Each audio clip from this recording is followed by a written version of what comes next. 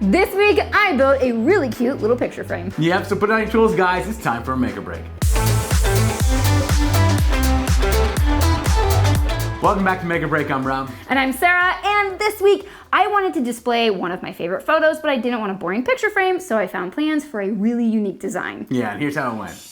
Okay, so the truth is there are times I really do enjoy working in the shop by myself. This was one of those times, and like I've said before, I really like finding simple projects that you can complete using a single board.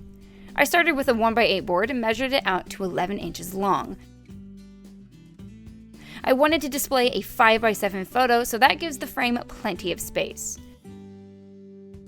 Next, I clamped down the piece of wood and grabbed my circular saw so I could make my cut. I like using a combination square clamp to my work to ensure that my cuts are straight. Though this is a pretty piece of pre-milled lumber, it's still a good idea to take your time and sand, sand, sand. The next thing I need is a thin piece of plywood that will be slightly smaller than the 1x8. To cut that, I used a scrap piece we had laying in the shop, and again, I clamped it down and used my circular saw, and you guessed it, more sanding. I chose this really pretty gray stain and added a few coats of that to the 1x8.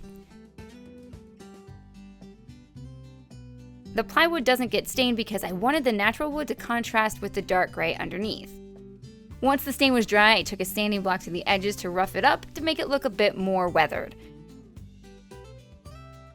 Then I used some wood glue to attach the plywood to the base of my frame and used some, weights to hold it down while it dried.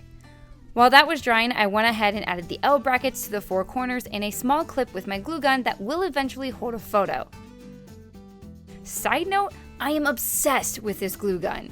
That's it! After adding one of the cutest photos of all time to the frame, this project was done. Well, that turned out pretty cute. Right, I love that it just kind of sits there and you don't have to find a place to put another nail into the wall. Right. Well, the other cool thing, of course, is that with it just being kind of clipped on there, you can Right. change out the picture whenever you want. Which I'm going to do all the I time. like that a lot. I Awesome. want to thank Heart for sponsoring this episode and reminding us that we can build anything we can imagine if we do it with heart. All right, guys, break's over. Go make something.